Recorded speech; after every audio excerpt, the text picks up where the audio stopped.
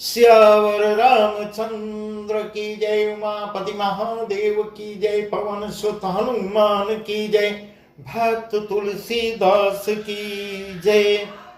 श्री रामचरितमानस का वह प्रसंग हम आपको सुना रहे हैं जब धनुष यज्ञ का आयोजन जनकपुर में हुआ है और उस स्वयंवर में भगवान श्री राम भाई लक्ष्मण समेत गए हैं और स्वयंवर में आयोजन में भाग लेते हैं। इस प्रकार भगवान श्री राम धनुष को तोड़ते हैं। धनुष को टूटने के बाद सतानंद जी आज्ञा देते हैं सीता जी को कि सीता जी रामचंद्र जी के पास जाए, जयमाल पहनाए। सदानंद तब आय सुदीन्हा, सीता गमन राम पही कीन्हा।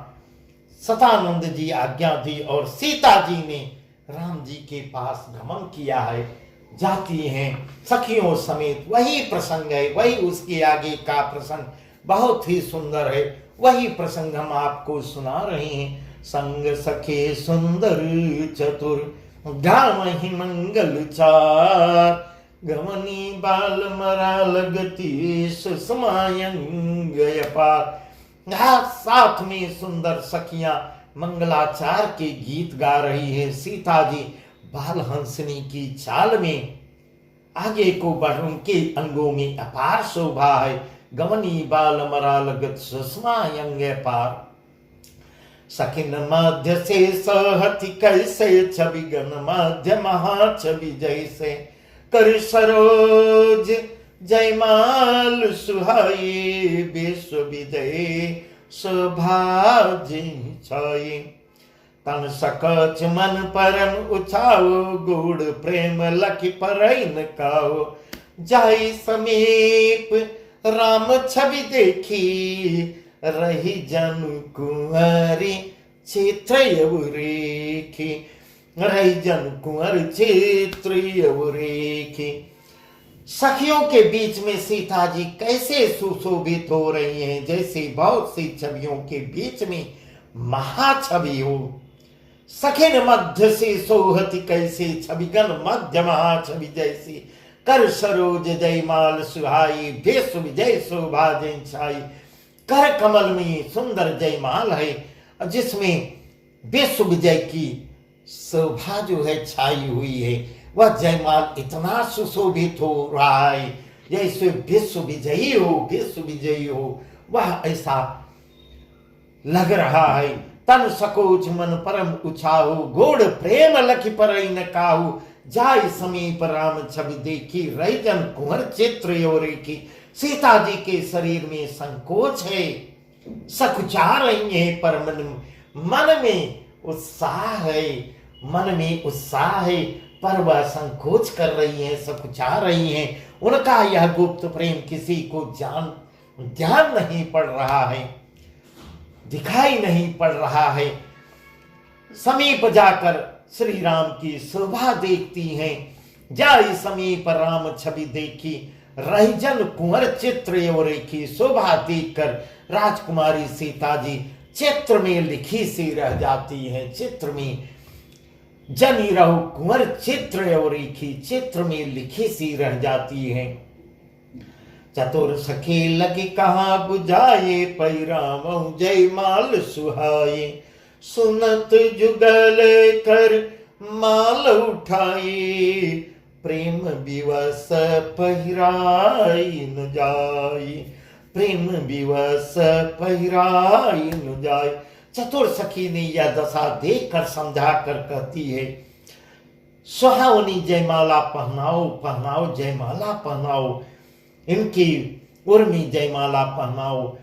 यह सुनकर सीता जी के दोनों हाथ से माला उठाई। सीता जी ने दोनों हाथ से माला उठाती हैं। प्रेम के विवश होने से पहनाई नहीं जा रही है, माला पहनाई नहीं जा रही। सोहत जन जुगल जलज सनाला, ससे सभीत देत जयमाला। गाँव छवि अवलोक सहेली, से जयमाल राम और मेली। से जयमाल राम और मेली। उस समय उनके हाथ ऐसे सुशोभित हो रहे हैं, मानो डंडियों सहित दो कमल चंद्रमा को डरते हुए जयमाला दे रहे हो। ऐसा वर्णन तुलसीदास जी कर रहे हैं। इस छवि को देखकर सखियां सुंदर गीत गा रही हैं। गाँव वही छवि अवलोक सहेली, से जयमाल राम और मेली, से जयमाल राम और मेली। सखियां छवि को देखकर सखियां सुंदर गीत गाने लगती हैं। तब सीता जी ने श्री राम के गले में जयमाला पहना दी। रघुबर और जयमाल देखि देव बरसहि सुमन, सकुचे सकल भुआल जन बिला किरबिक मुदगन। श्री रघुनाथ जी के हृदय पर जयमाला देख कर देवता पुष्प की वर्षा कर रहे हैं। समस्त राजागण इस प्रकार सकुचा जाते हैं, मानो सूर्य के देख कर कुमुदों का समूह सिकुड़ गया हो। पुरियर ब्याम बाजने बाजे, खल भई मलिन साधु सब राजे। सुर किन्नर नर नाग मुनि सा, जय जय जय कहीं दे सा। नाचई गावई विबुध बधोटी, बार बार कुसुमांजलि छोटी। जाता बेप्र वेद धुनि करही, बंदी बिरदावली उचरई।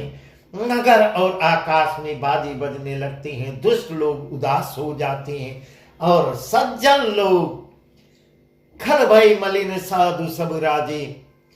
दुष्ट लोग उदास होते हैं और सज्जन लोग सब प्रसन्न होते हैं। देवता किन्नर मनुष्य नाग और मुनीश्वर जय जयकार करके आशीर्वाद दे रहे हैं। देवताओं की स्त्रियां नाचती गाती हैं, नाचई गावई विवध बधोटी, बार बार कुसुमांजल छोटी। जाता भी प्रभेद धुनि करही, बंदी बिरदावली उच्चरही। बार बार हाथों से पुष्पों की अंजलियां छूट रही हैं। जहां तहां ब्राह्मण लोग वेद मंत्रों का उच्चारण कर रहे हैं, वेद ध्वन कर रहे हैं और भाट लोग बिरदावलियां गा रहे हैं, बखान कर रहे हैं। मही पाताल नाक जसु व्यापाराम, बरे से भंजे उचापा। करैयारती पुर नर नारी, दीन छावर बेत विसारी। सोहत से राम के जोरी, छब श्रृंगार मनहु एक ठोरी। कके कहीं प्रभु पद गहु सीता, करतिन चरण परसेयति भीता। नहा कर रही है पृथ्वी पाताल स्वर्ग तीनों लोकों में यश इतना फैल गया है कि श्री रामचंद्र जी ने धनुष को तोड़ दिया, धनुष को तोड़ा और सीता जी को वर्ण किया है, वर्ण कर लिया। नगर के नर नारी आरती कर रहे हैं, अपनी पूंजी हैसियत को भुलाकर सामर्थ्य से बहुत अधिक निछावर में दे रहे हैं। सोहत सी राम के जोड़ी, सीता राम जी की जोड़ी ऐसे सुशोभित हो रही हो मानो सुंदरता और श्रृंगार रस एकत्र हो गए हों। सखियां कह रही हैं, सीते स्वामी के चरण छुओ। सखी कहीं प्रपद गौ सीता, करतिन चरण परसेयति भीता। यहाँ तुलसीदास जी वर्णन भी बहुत सुंदर कर रहे हैं। सखियां कह रही हैं, सीते स्वामी के चरण छुओ।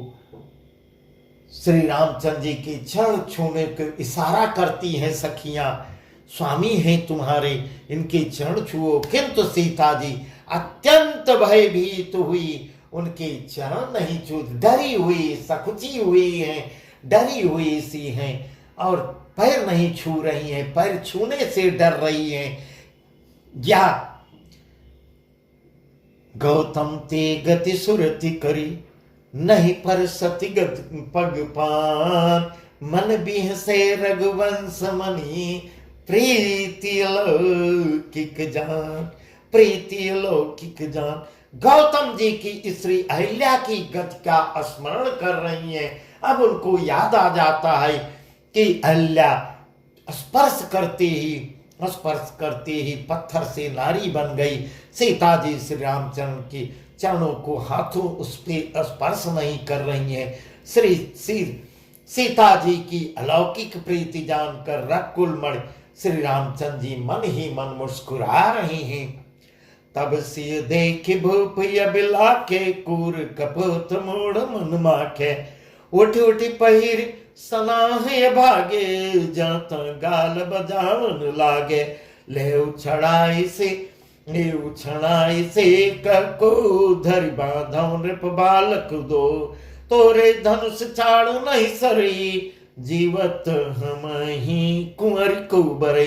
उस समय सीता जी को देखकर कुछ दुष्ट लोग जो राजा थे, दुष्ट स्वभाव के राजा थे, ललचाते हैं, ललचा उठते हैं। वे दुष्ट कपूत और मूल राजा मन में बहुत टिमटिमाते हैं, क्रोध करते हैं।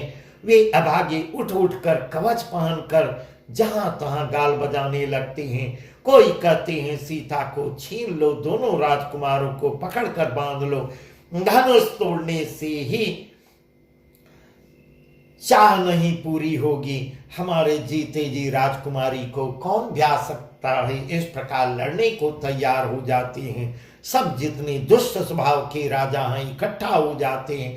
जो विदे कछ करे सहाय जीतों समर सहित दो भाई साधु भूप बोले सुनबानी राज समाज लाज लजानी बल प्रताप वीरता बढ़ाई नाक पिनाक संग सिधाई सोई सूरता की अब कम पाई असी बुद्धि तो विधि मुँह मसिलाई। इस प्रकार यह जनक जी भी कुछ सहायता करेंगे तो युद्ध में दोनों भाइयों सहित हम लोग उनको भी जीत लें। ऐसे ही वचन सुनकर 7 जन राजा जो होते हैं निर्लज्ज राजाओं को कहते हैं। देखकर इस प्रकार सज्जन राजा भी लजा जाते हैं। बल प्रताप वीरता बढ़ाई, अरे तुम्हारा बल प्रताप वीरता बढ़ाई और नाक प्रतिष्ठा तो धनुष के साथ ही चली गई। इस प्रकार सज्जन स्वभाव के जो राजा हैं दुष्टों को समझा रहे हैं। वही वीरता थी कि अब कहीं से मिली है, ऐसी दुष्ट बुद्धि है, तभी तो विधाता ने तुम्हारे मुख पे खालिक लगा दी। ऐसा आपस में नोक-झोंक कर रहे हैं। देखूं राम नयन भरी तजीर सामुद को लखन रस पावक प्रबल जाने सलभ जनी हो। ईर्ष्या घमंड और क्रोध छोड़कर नेत्र भर श्री रामचंद्र जी की छवि को देख लो। ऐसा सज्जन स्वभाव के राजा उनको सलाह दे रहे हैं दुष्टों को। लक्ष्मण के क्रोध को प्रबल अग्नि जानकर उसमें पतंगे मत बनो। और उदाहरण देखे कि लक्ष्मण का क्रोध तो देखे हो ना। इस प्रकार कह रहे हैं सज्जन राजा, उनको बता रहे हैं लक्ष्मण की क्रोध का याद दिला रहे हैं, उसमें पतंगे न बनो। बैन थे बल जिमि चह कागु जिमि सुचय नागे अरिभागो जिमि चह कुशल कारण कोई सब संपदा चह सिद्रोही नो भी लाल कल के रति चाही अकला कथा की कामी लहई हरि पद विमुख परम गति छा तस तुम्हार लालचू नरुना। जैसे गरुड़ का भाग कौआ चाहिए, इस प्रकार सिंह का भाग खरगोश चाहिए। ऐसे ऐसे उदाहरण दे के समझा रहे हैं। बिना कारण ही क्रोध करने वाला, अपनी कुशल चाहे, शिव जी से विरोध करने वाला, सब प्रकार की संपत्ति चाहिए, क्या संभव है? लोभी लालची सुंदर कीर्ति चाहे, कामी मनुष्य निष्कलंकता चाहे तो क्या पा सकता है? ऐसा वो सज्जन राजा उलाहना दे दे के उनको कह रहे हैं दुष्टों को। और जैसे श्री हरि के चरणों से विमुख मनुष्य परम गति मोक्ष चाहे, हे राजाओं, हे दुष्ट राजाओं सुन लो। इस प्रकार कह रहे हैं सीता के लिए तुम्हारा लालच भी वैसा ही व्यर्थ है, वैसा ही व्यर्थ है जैसा उपरोक्त उदाहरण दे दे के सब कह रहे हैं। कोलाहल सुन सी सकानी सखी लवाई गई जहरानी राम सुभाय चले गुर पाही से सनेव बरनत मन माही रानी सहित सोच बसिया अब गौ विधि का करनिया। इस प्रकार अब रानी भी थोड़ा चिंतित होती हैं जब देख कोलाहल सुनती हैं। कोलाहल सुनकर सीता जी थोड़ा सशंकित हुई। तब सखियां उन्हें वहां से लिवा के चली जाती हैं जहां रानी सीता सीता जी की माता विराजमान है, वहां लिवा के चली जाती हैं। श्री रामचंद्र जी मन में सीता जी के प्रेम का वर्णन कर याद करते हुए स्वाभाविक चाल से अपने प्रभु अपने स्वाभाविक चाल से अपने गुरु के पास चले जाते हैं। रानी सहित सोच बसिया अब धो विधि का करनिया। रानियों सहित सीता जी दुष्ट राजाओं के दुर्वचन उनके कानों तक सुनाई दे रहा है। सोच के दुर्वचन सोच के बस है कि न जाने विधाता अब क्या करने वाला है। इस प्रकार सीता की मां सोच रही है विधाता अब क्या करने वाला है। दुष्ट राजाओं के वचन सुनकर इधर भूप वचन सुन इत उत कहीं लखन राम डर बोली न सकहीं।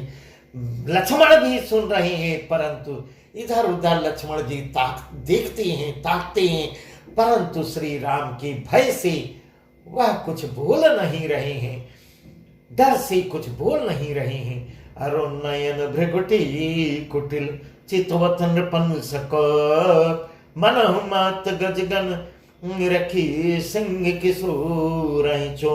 लक्ष्मण जी के नेत्र लाल लाल भौहें टेढ़ी हो गई और क्रोध से राजाओं की ओर देखने लगे। इतना क्रोधित रूप हो जाता है लक्ष्मण जी का मानो मतवाले हाथियों का झुंड देखकर सिंह के बच्चे को जोश आ गया हो, सिंह के बच्चे को जोश आ गया हो।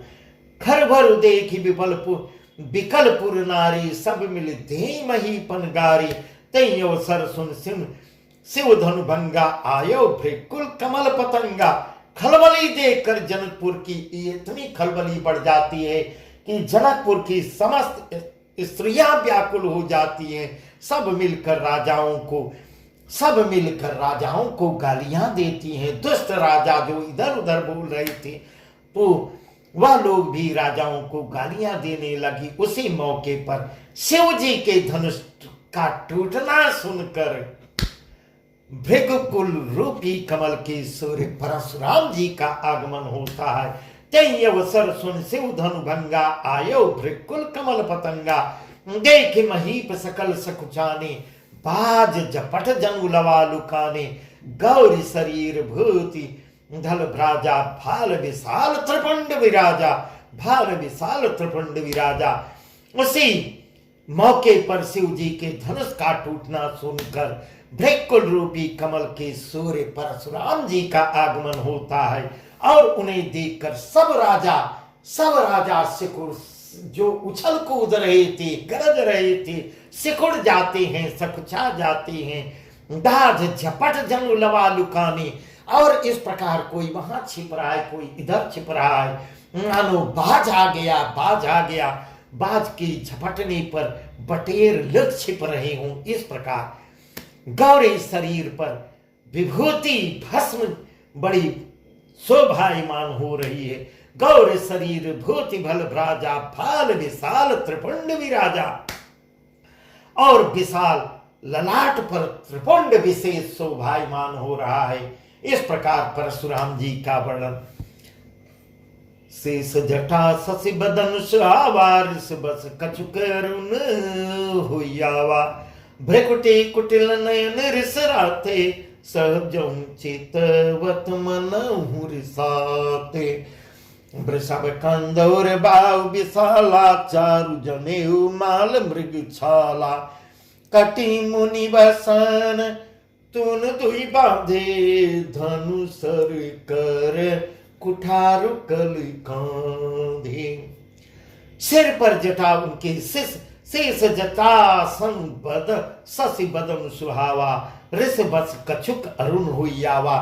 मुख सुंदर मुख चंद्र क्रोध के कारण कुछ लाल हो गया है। इतने क्रोधित कुछ दिखाए हुए दे रहे हैं जिससे उनका मुंह थोड़ा लाल हो गया है। भौहें टेढ़ी हो गई हैं और कारण कुछ जानना चाहते हैं। कारण क्रोध से इतने लाल हुए हैं, सहज ही देखते हैं तो भी ऐसा जान पड़ता है मानो क्रोध कर रहे हैं, क्योंकि उनकी अंतरात्मा में कुछ जानने की इच्छा चल रही है, क्योंकि आवाज इतनी तेज हुई थी, पृथ्वी हिल गई थी, ब्रह्मांड हिल गया था।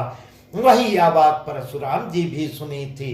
बैल के समान यहाँ कर रहे वृषभ कंदूर बाहु विशाला, चार जनेऊ माल मृगशाला, कटि मुनि बसन तून दुई बांधे, धनुसर कर कुठार कल कांधे। बैल के समान ऊंचे और पुष्ट कंधे हैं, छाती और भुजाएं विशाल हैं, सुंदर यज्ञोपवीत धारण किए हुए, माला पहने हुए और मृग चर्म लिए हुए, कमर में मुनियों का वस्त्र वल्कल वस्त्र आए और 2 तरकस बांधे हैं, हाथ में धनुष बाण और सुंदर कंधे पर फरसा धारण किए हुए हैं।